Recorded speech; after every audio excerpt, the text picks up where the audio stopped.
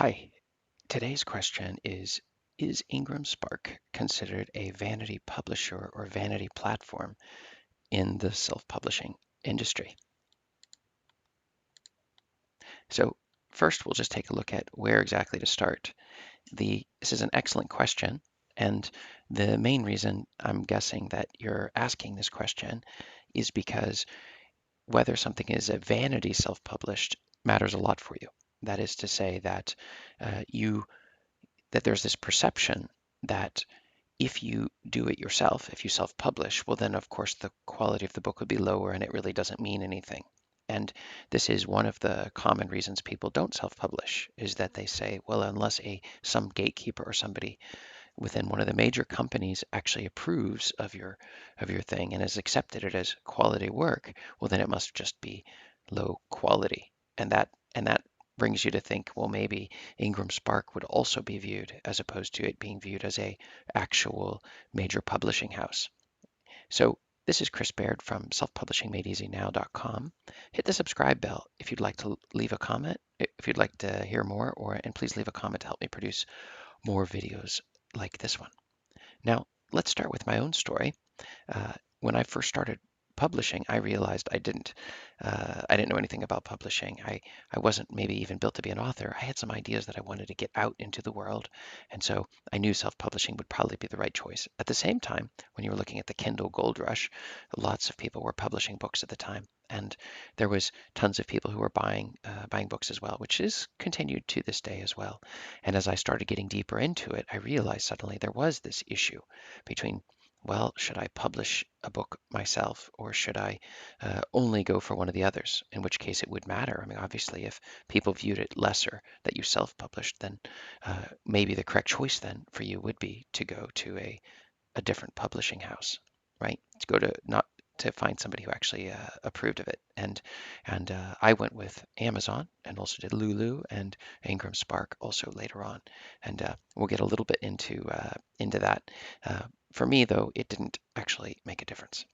So the answer is yes, it would be considered a vanity publisher. And it's very simple to explain why.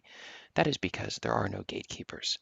If you pay this simple fee, they will put whatever book that you've written, assuming it meets their quality standards, it's not violating copyright or somebody else's work, then the book would be able to go and be published through their distribution channels.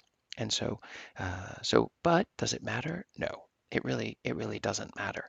And most people, when they hear you've published a book, the first question they ask is, well, which publishing house was it? Most people would just say, wow, that's amazing. So the value of self-publishing the book is still there. So that's also a very important point to keep in mind.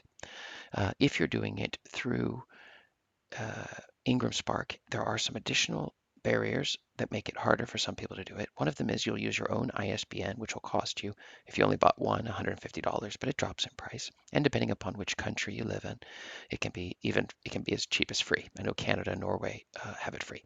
So if you pay $50, you have to pay $50 in addition to get them to check the book. So that would mean it could cost you as much as $200 just to publish through IngramSpark.